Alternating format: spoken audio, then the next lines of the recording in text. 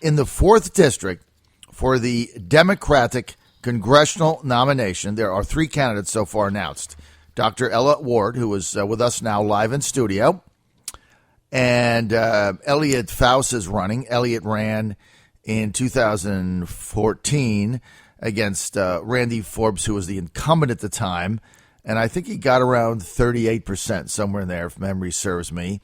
Randy Forbes now running for Congress, but in the 2nd District, although he does still live in the 4th District, deciding that that was too tough of a spot to win. So he is facing off in a primary in the 2nd District with House of Delegates member Scott Taylor. I know it's hard to follow all this stuff. And also expected to get in the race shortly after the General Assembly ends. And the favorite right now is Richmond State Senator and Minority Caucus leader Don McEachin, a very powerful politician from Richmond, expected to get in shortly after the General Assembly convenes, and that'll be around the middle of March. And McEachin, very well known in the Richmond-Petersburg area, which is now part of the district, but unknown everywhere else. Ella, on the other hand, has a powerful constituency in the Chesapeake, Suffolk area, and stretching into Chesterfield. So we expect her to be a very formidable candidate in this race. Also, Ella ran for Congress against Randy Forbes in 2012. And Ella, I'm doing this off memory, but you got 46%, right? 43% of the vote, and ran a competitive race. So, Dr. Ward, welcome. Good morning, and thank you so very much, John, for inviting me to come on today. And I'm just really happy that you allowed me to launch my campaign. Well, I really launched it yesterday because I had my campaign kickoff yesterday, hosted by Ms. Pam Southall on Ottman Drive, and got a lot of support. So I'm happy to be here today on the John Fredericks Show to announce to not only Chesapeake, but to my constituents and to the people throughout the 4th District that, yes, I am running in the 4th District. And I have a lot of things that I want to get accomplished. And I think that we need the representation in this area. We are a little concerned about if our representative runs from Richmond. We have the military here. And I certainly have a large military family, and I support the military and our veterans, and I think that we need someone in this area to represent us in Washington. Well, Dr. Ward, first I want to say thank you for coming on our show to launch your campaign. We appreciate that, and you've been very gracious to do that. You had your kickoff on Sunday, and you're here in person, so we thank you for that also. Yes. By the way, you look fabulous today. When you're on the radio, sometimes you got to get an image, but you're looking as sharp as ever, and you look pretty fired up. So, thank you. You're welcome. So let's get to brass tacks. Look, you're going up potentially against one of the most formidable political machines in Richmond, and that's the Don McEachin machine. I mean, he's the caucus leader in the state Senate. He's been there a very long time. He's a tough guy, tough campaigner. How do you win? Hard work. In 2012, when I ran against Congressman Randy Forbes, he was strong, powerful, formidable in a gerrymandered district, and captured 43% of the vote. We have very little support from any elected officials. Very little finances, and he was really financially astute. But I did it on the ground, getting people. I am a people person. And, John, everything I have worked for and earned throughout my lifetime really has always been kind of an uphill battle. When I first ran for a school board in Chesapeake, certainly, I did not have the funds, did not have the political experience except for walking streets and in the background for Bill Ward and Dr. Bazemore and Hugo Owens and even Lionel Sproul and Louise Lucas. as a young Chesapeakean, but I worked the grounds, I worked the background. So this is what I plan to do in this race. This is what happened in 2012. We worked, we walked, we talked to the people, because I think that is so important. People need to have a representative who really is concerned about them. And so it's always been a struggle. African Americans were only 29% of the vote when I ran in 2000, but with no money and no real campaign strategy. My husband was my manager. I was the top vote getter in Chesapeake.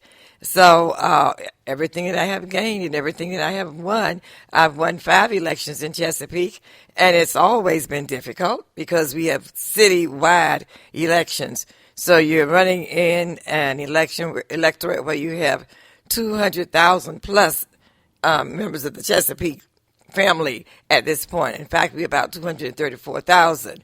Again, we only have about 1/3 minority population, so you have to cross those barriers in order to win. And if you look at what's happened on our city council and really our school board, all of our elected officials in Chesapeake, city council now we only have 1 African American. School board, we have 1 African American. Constitutional officers, we only have 1 African American, even though we got 70,000 African Americans in the city. So it's going to be hard work, but that's been the story of my life, John. Well, you've certainly been able to win in Chesapeake against all odds because, as people know that follow politics, Chesapeake now one of the most Republican areas in the state of Virginia, yes, outside of, say, the Southwest areas. And if you get even though the Chesapeake races are nonpartisan per se, parties weigh in, so it's in partisan by a ballot identification only. In reality, they're quite partisan. And when you get the endorsement of the Republican Chesapeake Party, you have a tremendous advantage. They hand the ballots out at the polling places, but even outnumbered by Republicans, basically in Chesapeake, almost 2-1, you've been able to keep winning. Why? Absolutely, and I think, John, it's because I work hard, and people know that I'm honest. I really don't pull any punches. I don't make a lot of deals. I'm pretty much a straight up person. That's just been the story of my life. I've always wanted to be involved in trying to make a difference for people since I was 12 years old and delivered a speech back in my old high school, East Suffolk High School. I am from Suffolk. You mentioned that. But it was all about politics per se and people of color. I grew up riding on the back of the bus, where it said white in front and colored in rear. I wanted to change that as a child, as a 12-year-old, and I haven't lost any of that desire and energy. But I work hard, work long hours. I try to be everywhere as much as possible. I respond to my constituents, and they know that. They can call me. I go if they need me. I try to appear, and that really accounts for it. And even with this race, in the race I ran in 2012, I really went to all the cities and counties, be it Chesterfield County, Emporia, Franklin. Unfortunately, Franklin now has been taken out of the district too. But that helped me a lot, just getting to know the people. As you remember, I did win Suffolk single-handedly. I'm from Suffolk, but I haven't lived there in 50 years. But getting out with the people again and letting them know that I'm serious about making a change and making a difference. So I think that played a lot of my success. It played a huge role in it.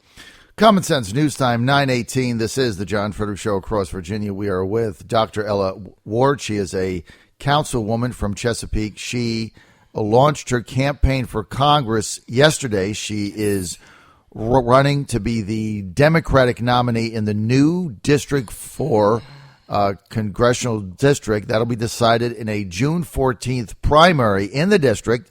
And the other expected candidates are Elliot Faust, who ran against Randy Forbes in this past midterms, and Senate Minority Leader and caucus chairman of the minority in the Senate, Don McEachin, who is expected to get his campaign underway when the General Assembly convenes sometime in the middle of March.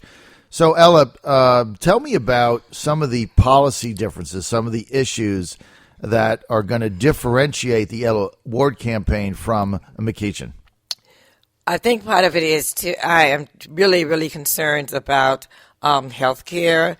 I have worked hard to try to make sure that we to try to get Medicaid expansion in Virginia. You know, we have over 400,000 people who don't have health insurance, and our Senate and the House of Delegates, I don't think they worked hard enough. They didn't work together to make sure that this happened. So we have a governor now, lieutenant governor, and an attorney general who are all in support of this. But our representation in Virginia, House of Delegates and the Senate, they have not done their part. And I don't think they've worked together enough to even try to make this happen. I am concerned about jobs in the 4th District. And this area, Hampton Roads area, the military presence, defense, those budgets have been cut. But we also need to make sure that we do all that we can to keep the ships here and to keep that part of our base. Now, I know we have to diversify our economy, and I am concerned about those people who have not really had a voice, be they Chesapeake or throughout the 4th District. When the paper mill disappeared from Franklin, they just, a lot of those folks, well, really majority of them, their livelihoods depended on that. Right. And nothing really was done to help them. And a lot of them are just still struggling.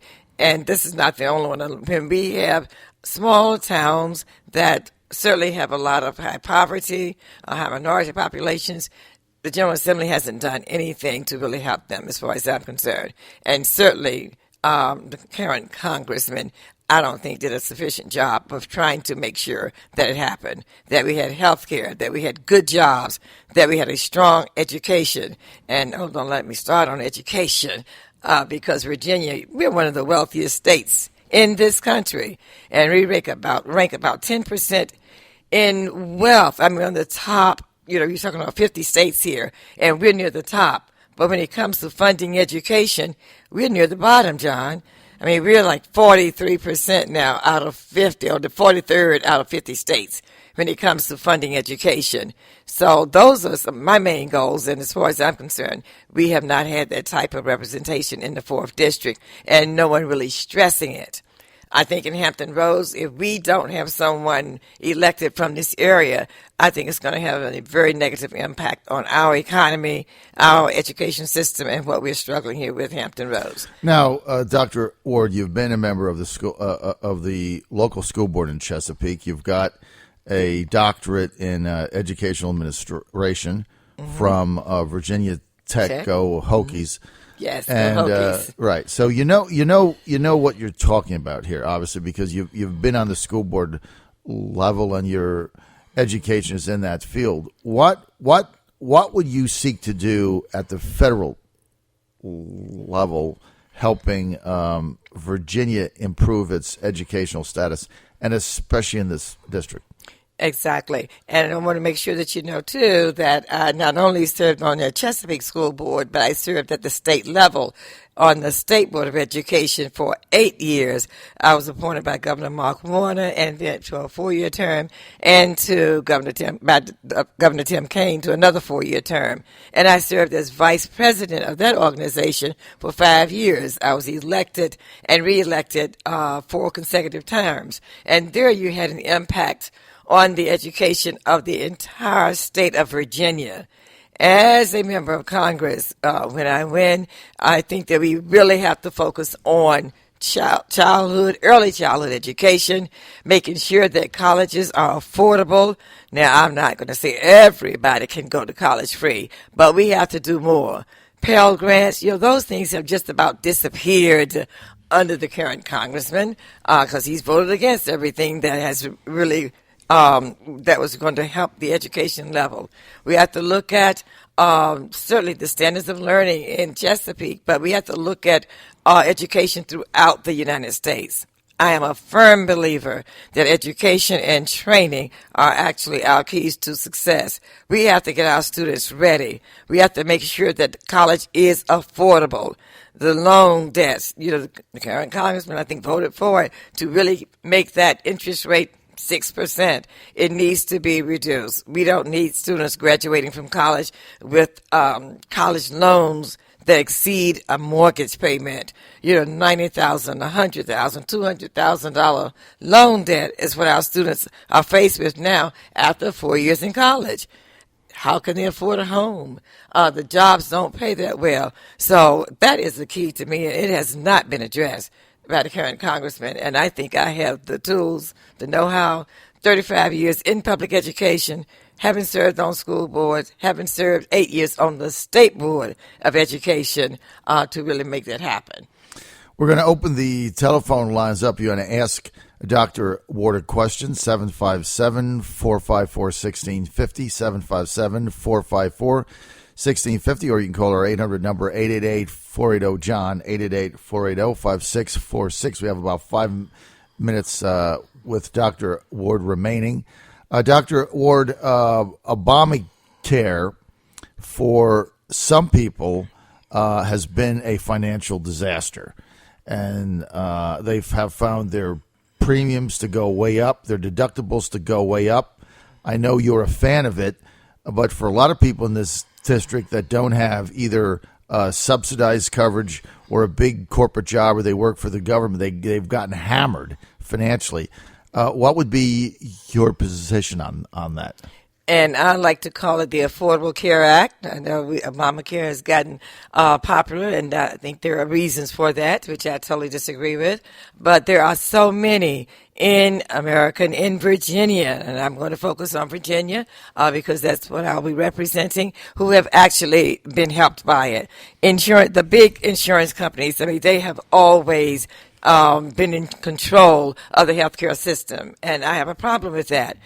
I'll use my niece as an example. My goddaughter graduated from Hampton with her doctorate in medicine pharmacy. But prior to the Affordable Care Act, she didn't have health insurance. With the Affordable Care Act, she was able to stay on her parents' insurance until she was 26, until she got her degree. Again, education. Our college students need that. Yes, a lot of them, the premiums have gone up, but my premiums went up astronomically before there was the Affordable Care Act. In fact, every single year, as a retiree, after working 35 years, my insurance just about tripled as a retiree on what I had to pay.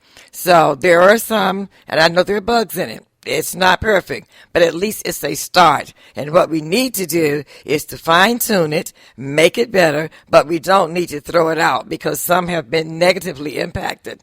I tell you, there are more that have been positively impacted, more Americans, more Virginians, even though Virginia did not accept Medicaid expansion, but more have gotten health insurance as a result of the Affordable Care Act.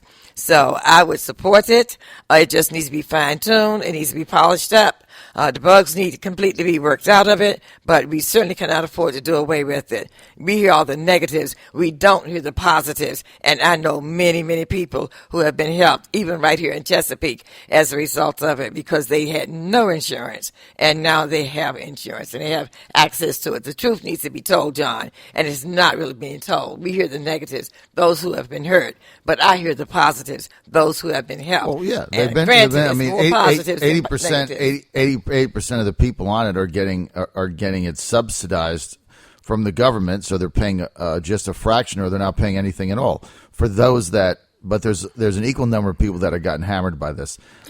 Let me just ask you straight out: if you're in Congress, would you be in favor of a single-payer system? I believe that could work. I do believe that could be a better system, absolutely.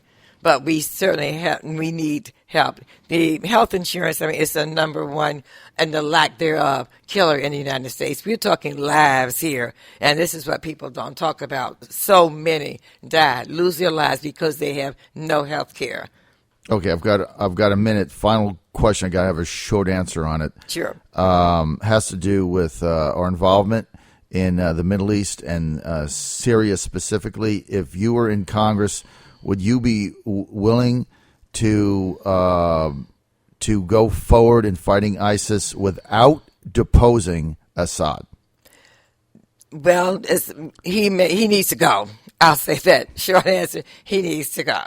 because he has done an awful job there, certainly with this almost genocide in Syria. So I would certainly not be willing to go in without that in mind. He needs to go. Okay, that is a very salient and succinct answer when we're running out of time. Bravo for that.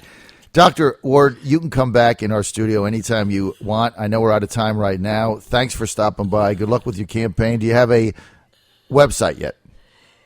Well, Ella Ward for Congress, www.Ella Ward for Congress, and we're getting it all back up All right, and running. EllaWardForCongress.com. We want to thank Dr. Ward for being with us. Eric.